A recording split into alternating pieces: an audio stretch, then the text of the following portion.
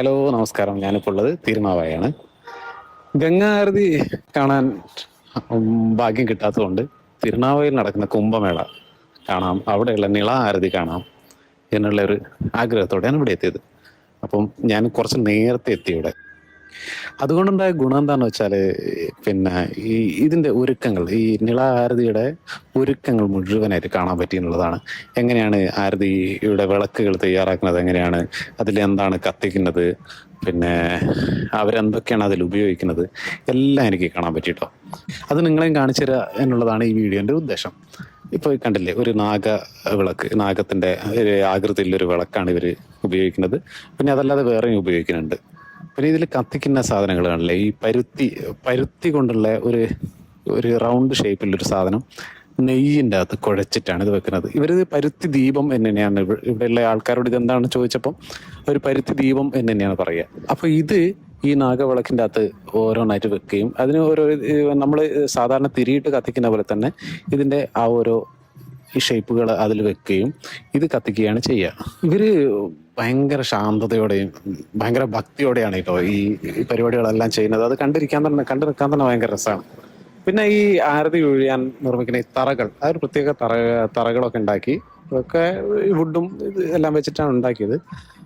അതിന്റെ അലങ്കാരങ്ങൾ, ലൈറ്റ്, അതിന്റെ എന്താ പറയാ, ഈ തുണികൾ കൊണ്ടൊക്കെ അലങ്കരിച്ച് ഭയങ്കര ഭംഗിയാക്കി വെച്ചിട്ടുണ്ട്. ഇതിന്റെ മുകളിൽ നിന്നാണ് ആരതി ഒഴിയുക. കണ്ടോ, ഇത് വെച്ചാണ് ഇവര് ഈ പുകയ്ക്കുക, ധൂമം ഉണ്ടാക്കുക എന്നാണ് പറയുന്നത്. ഇതിന്റെ പേരെന്താണെന്ന് എനിക്കറിയില്ല. അങ്ങനെ ഒരുക്കങ്ങൾ ഏകദേശം കഴിയാറായി. നിള ആരതിക്ക് വേണ്ടി ഇങ്ങനെ കാത്തു നിൽക്കുകയാണ്. സമയം സന്ധ്യയോടെ അടുക്കുകയാണ്. ബാക്കി കാര്യങ്ങൾ നിങ്ങളൊന്ന് കണ്ടോ.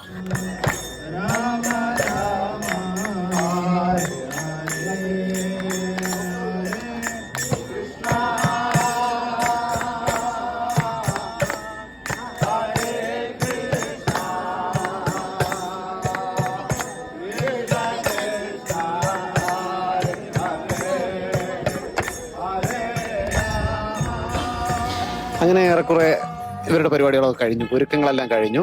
കാശ്മീരി പണ്ഡിറ്റുകളാണ് കേട്ടോ ഇവിടെ ആരതി ഒഴിയുന്നത്. ഇവരാണ് നല്ല ഭംഗിയുള്ള വസ്ത്രങ്ങളൊക്കെ അണിഞ്ഞ് ഇവർ വരികയാണ്. ഇവരുടെ കൂടെ ഫോട്ടോസ് എടുക്കാൻ പോലും കുറച്ച് ആൾക്കാരുണ്ടായിരുന്നു കേട്ടോ. ഇവരുടെ കൂടെ ഈ വേറെ വാദ്യങ്ങളൊക്കെ ആയിട്ട് ഈ വസ്ത്രങ്ങളല്ലാതെ വേറെ വെള്ള വസ്ത്രം കൊടുത്തിട്ട് ഇവരുടെ കൂടെ വേറെയും കുറച്ച് ആൾക്കാരുണ്ട്.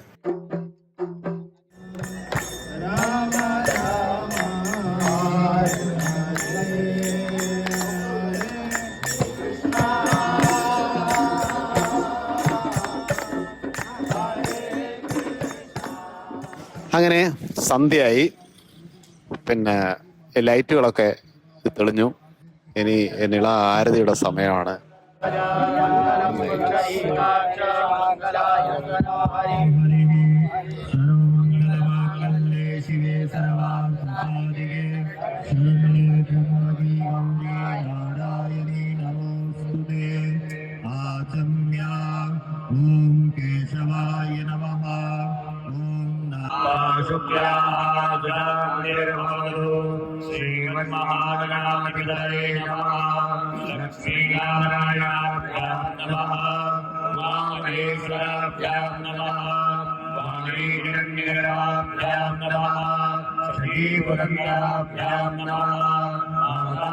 ഇത് കഴിഞ്ഞാണ് നമ്മളിങ്ങനെ എല്ലാവരും ഇങ്ങനെ കാത്തു നിൽക്കുന്ന, എന്താ പറയാ, എല്ലാരും കണ്ണുകൾ കൊതിച്ചു നിൽക്കുന്ന ആ ആരതിയുടെ വിഷ്വൽസ് കാണാൻ നിങ്ങൾ